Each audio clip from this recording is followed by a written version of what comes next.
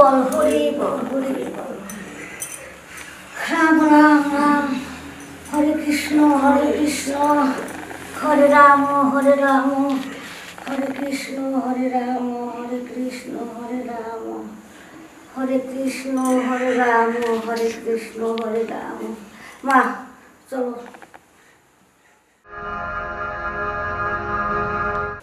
ওম জগদার্থিনী নমঃ, হরিণী কৃষ্ণ রাধে রাধে, জয় গোবিন্দ, মা কালী সরস্বতী জয়, মা হরে হরে, নমো নমো নমো নমো, দুর্গা দুর্গা দুর্গা দুর্গা।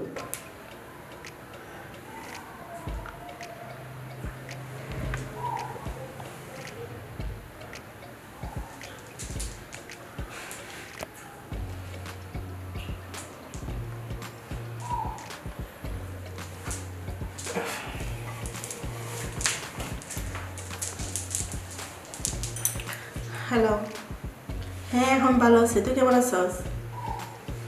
ও দাওয়াত কিসে? ও অন্নপ্রাশন। ও ঠিক আছে, সমস্যা নাই, আমি আসবো। হ্যাঁ, তারা কি আসতেছে? সবাই আসতেছে? ও তাহলে তো অনেক মজা হবে আমাদের। নাচ গান করা যাবে, পার্টিতে অনেক মজা হবে। রাখতেছি, কথা বলতেছি। দুর্গা দুর্গা দুর্গা দুর্গা। তুই কি ব্যাপার, কার সাথে কথা বলতেছিলা? আমার বান্ধবীর সাথে। তোমার বান্ধবীর সাথে? হ্যাঁ, এই যে তার ছেলে অন্নপ্রাশন ইয়ে হবে তো, ওই তো আমাদের দাওয়াত দিচ্ছে আর কি, আমাদের যেতে হবে।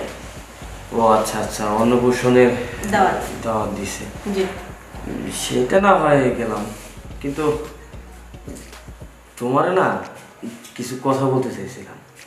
কি কথা বলো? আসলে আমার মনে হয় তোমাদের বাসায় ঘর জামাই থাকাটা আমার পক্ষে অসম্ভব হয়ে উঠতেছে। আসলে আমার মনে হয় না যে আমার ঘর জামাই থাকাটা উচিত। কেন? কেন বলতে, তুমি দেখো তোমার বাড়িতে না আছে ভালো একটা ঠাকুর ঘর, না আছে একটা ভালো তুলসী গাছ, না আছে পূজা করার মতো কোনো পরিবেশ। এখন আমাদের তো পূজা করতে হবে, ভগবানকে ডাকতে হবে, তাই না? তোমার মাকে দেখি, সেও পূজা করে না। তোমাকেও বারবার বলি যে তুমি ঠাকুরের নাম নাও, পূজা করো, ঠাকুরের উপার্জন করো, তাহলে তো এই সংসারে শান্তি আসবে, তাই না? তা না, তোমরা যে যার মতো চলো, এতে তো ঠাকুর অসন্তুষ্ট হবে। আসলে দেখো, আমি তো আসলে ছোটবেলা থেকে দেখে আসতেছি, মাও আসলে ঠাকুর ঘরে ইয়ে করে না, ওরকম বা শিক্ষা পাইছি তো, আর কারণে করা হয় না আর কি। এই যে দেখো, তোমাকে একটা কথা বলি, যেমন তুমি কি বললা, তোমার মায়ের কথা বললা, তোমার মা পূজা করতো না, ঠাকুরের নাম নিত না, সেইখান থেকে কিন্তু তুমি শিখছো যে আমার মা যেহেতু করে না, তাহলে হয়তো আমিও করব না। পরবর্তীতে যখন আমাদের সন্তান হবে, তোমার দেখ দেখে কিন্তু সেও পূজা পাটি বন্ধ করে দিবে। তাই বলতেছি কি, তুমি একটা কাজ করো, সময় থাকতে ভগবানের নাম নাও, ঠিক মতো পূজা করো, দেখবে আমাদের এই সংসারে না অনেক সুখ আসবে। আর তুমি একটা কাজ করবে, তোমার মারও একটু বুঝিয়া বইল, সে যেন পূজা পাটি করে, ভগবানের নাম নেয়। বুঝতে পারছো? হ্যাঁ, বুঝতে পারছি। আসলে তুমি ঠিকই বলছো, আসলে ছোটবেলা থেকে তো শিক্ষা নাই, যার কারণে আসলে এত বড় হওয়ার পরও আমি ইয়ে করে না। হ্যাঁ, এখন থেকে আমি ঠিকই পূজা করবো, প্রতিদিন পূজা করব। শুধু তুমি না, আরও তোমার আত্মীয় স্বজন বন্ধু বান্ধব থাকলে তাদেরকে বলবা যেন ঠাকুরের কাছে সবসময় প্রার্থনা করা চালু থাকে। ঠাকুরের কাছে চাইলে কোনো কিছু ফিরিয়ে দেয় না, সব সময় ওই ঠাকুর নজরে রাখে, নজরে। চল, তাহলে চলো। চলো।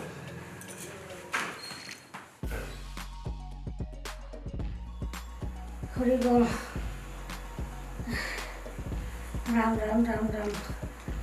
ভগবান, তুমি আমার মেয়ের জামাইটা খুব ভালো দিছো। আমার মেয়ের জামার মতন ধার্মিক জামাই কারো নাই। আমার এই জামাই পেয়ে আমি ধন্য। ভগবান তুমি সর্বশক্তিমান, সব সময় সে পূজা ঠাকুর ঘর, কোনো সময় সে পূজা পাঠ ছাড়া থাকেই না। হ্যাঁ, আমরা তো আমার বাড়ি ঠাকুর ঘর আছে, কিন্তু তো এরকম পূজা পাঠ তো আমরা করি না। ওই যখন মানে সময় হয় যে কালী পূজা হইতেছে তখন একটু যে পূজা দেয়, কিন্তু না, আমার জামাই দে, মেয়ের জামাই দে সব সময়ের জন্য পূজা করে, সব সময়ের জন্য। ভগবান আমার ভাগ্যে মিলাইছে এরকম ধার্মিক জামাই। মা, হ্যাঁ বাবা। আমি কি আসবো? হ্যাঁ বাবা, আসো। নমস্কার। হ্যাঁ বাবা, নমস্কার। বসো বাবা, বসো বসো বসো। বাবা। মা। হ্যাঁ বাবা। আমি আর কি আসছিলাম কিছু কথা বলার জন্য। হ্যাঁ বাবা, বলতে পারো। কথাটা হচ্ছে কি, ওই যে আমাদের যে ঠাকুরঘরটা আছে, হ্যাঁ বাবা, হ্যাঁ হ্যাঁ হ্যাঁ। ঠাকুরঘরের কিছু আসবাবপত্রগুলো অনেক পুরানো হয়ে গেছে, নষ্ট হয়ে গেছে। হ্যাঁ বাবা। আসলে আপনি তো ঠাকুরঘরের দিকে সেরকম যান না, না বাবা, যাই না। আপনি ওরকম খোঁজ খবর রাখেন না, তাই আর কি বলতেছিলাম কি, আমিও তো এরকম আশপাশে কারো সেরকম চিনি না। হুম। আপনি যদি ভালো কোনো মিস্ত্রি এনে যদি ঠাকুরঘরটা ভালো করে একটু সাজিয়ে গুজিয়ে দিতেন, আমার জন্য আমি ভালো হতো। হ্যাঁ বাবা, তুমি কথাটা ঠিকই বলছো। তোমার মতো এই যে জামাই ভাই, আমি তো ধন্য বাবা। আমি ঠাকুর ঘর ঠিক করে দেবো বাবা। শুধু ঠাকুরঘর ঠিক করলেই হবে না, আপনারও একটু মাঝে মধ্যে পূজাপাঠি করতে হবে, একটু ঠাকুরকে ডাকতে হবে। আপনি যদি ঠাকুরকে না ডাকেন, ঠাকুরের কাছে যদি আপনি প্রার্থনা না করেন, তাহলে তো ঠাকুর আর আপনার মুখের দিকে তাকাবে না। না বাবা, না। তাই আর কি আমাদের সব কিছু ঠিকঠাক রাখার জন্য সবসময় ওই ভগবানকেই ডাকতে হবে। তাই আর কি বলছিলাম, এই যেমন আমি রাস্তাঘাটে গেলেও অনেকেই বলে যে তোমার শাশুড়ি কখনো দেখি না যে পূজাপাঠি করে, কিন্তু তুমি তার মেয়ের জামাই হইয়া তার বাসায় এসে কতই না কত কাজকর্ম করো। যাই হোক, আমি এই সমস্ত কথা আর নাই বললাম, এখন যেটা বলতে আসছি, আপনি একটু কষ্ট করে ঠাকুরঘরটা একটু ঠিক করে দিবেন, আর আপনি একটু দোহাই লাগে ঠিক মতো একটু পূজাপাঠি করবেন। হ্যাঁ বাবা। কারণ আমার তো একটু মান সম্মান আছে। না বাবা, করবো আমি। তোমার আরেকটা কথা বলতে চাইছিলাম। হ্যাঁ বাবা, বলো বলো।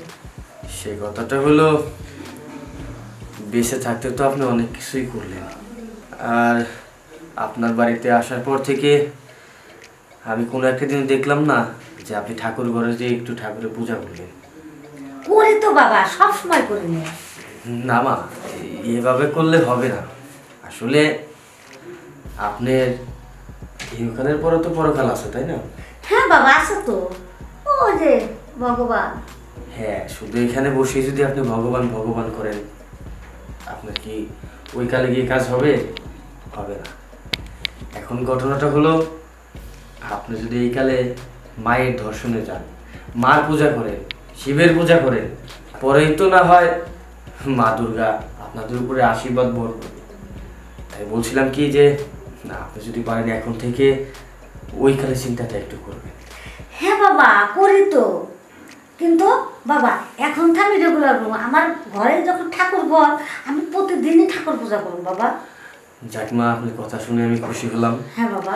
আর এখন থেকে শুধু আপনি না, আপনার আশপাশে যত লোকজন আসে তাদেরকে বলবেন সবসময় যেন ওই শিবের আরাধনা করে। তাহলে মা, আমি এখন আসি। আচ্ছা বাবা। আমার আবার পূজার সময় হয়ে যাচ্ছে। হ্যাঁ বাবা। নমস্কার। নমস্কার বাবা।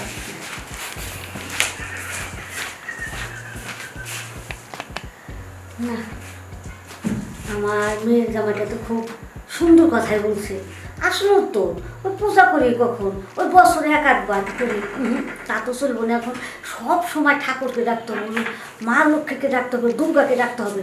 এখন থেকে আমি প্রতিদিন ঠাকুর পূজা করবো, প্রতিদিন ঠাকুর পূজা করবো, সন্ধ্যা বাতি দেবো, সব সময় তুলসী বাতি দেবো, সব সময় সবটাই করবো। জয় মা, জয় মা, দুর্গা দুর্গা দুর্গা।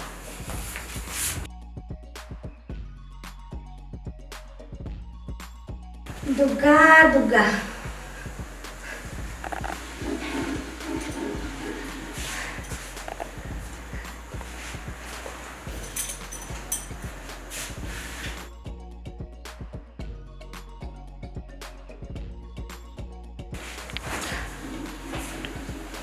মানে একটা কথা কি, এই যে তোমার বিয়ে দিছি তোমার স্বামীকে, ভালো, ধন্য, আমরা ধন্য। এইরকম ঠাকুর ভক্ত ভগবান মিলাই দিছে, কিন্তু খুব সুখী, আমরা খুব সুখী। হ্যাঁ মা, তুমি ঠিকই বলছো। আসলে ও যে একটা ঠাকুর ভক্ত এটা আমি জানতাম না। আমি অনেক খুশি হয়েছি এমন একটা জামাই পাইয়া। আসলে এই ঠাকুর ভক্ত একটা স্বামী পাওয়া ভাগ্যের ব্যাপার। আমার ভাগ্য অনেকটা ভালো। আর মা শোন একটা কথা, আমার এই ঠাকুর ঘরটা কিন্তু অন্ধকার হয়েছিল, তাই না? আমারে তোমার স্বামী এসে আমার ঠাকুর ঘর আলো করে দিছিল। দুর্গা দুর্গা দুর্গা দুর্গা। আর আজকের থেকে আমরা শুরু করবো পূজা করবো প্রতিদিন। মা প্রতিদিন তুলসী পূজা করবো, সন্ধ্যা পূজা করবো, মার পূজা করবো। মা, মা গো রক্ষা করো, মা রক্ষা করো।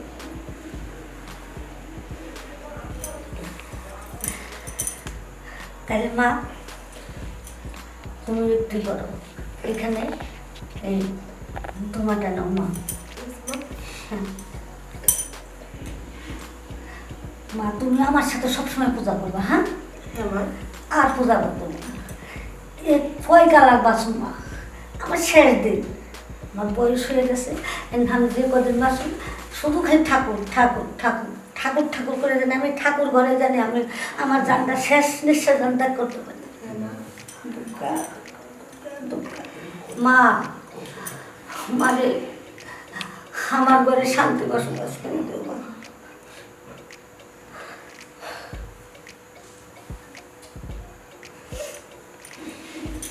তাহলে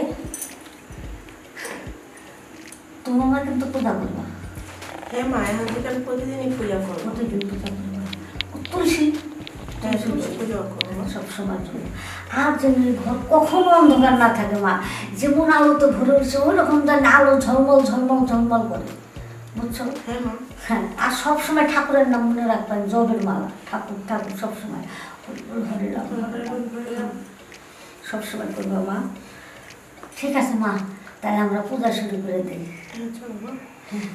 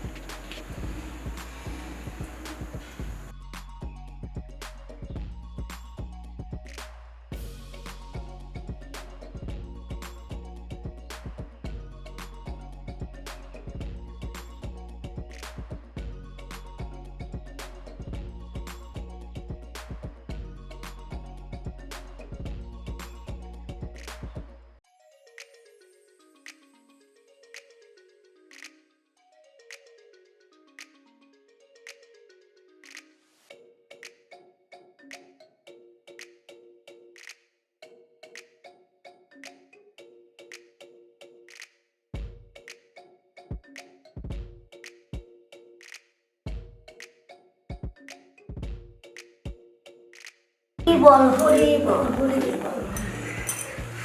রাম রাম রাম, হরে কৃষ্ণ হরে রাম হরে রাম, হরে কৃষ্ণ হরে রাম, হরে কৃষ্ণ হরে রাম, হরে কৃষ্ণ হরে রাম, হরে কৃষ্ণ হরে রাম। মা চলো।